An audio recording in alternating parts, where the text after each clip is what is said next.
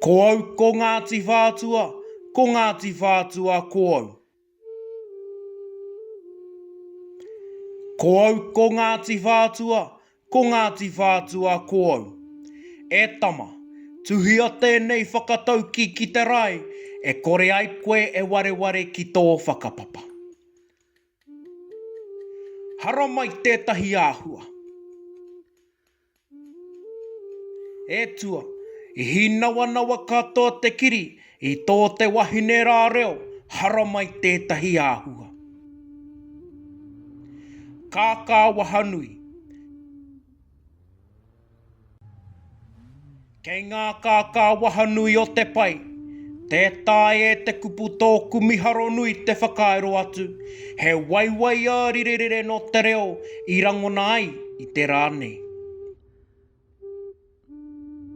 Pakeke. Whai a te ara pakeke, kei mate o moi moi ā i te hānea nea o te noho kūware.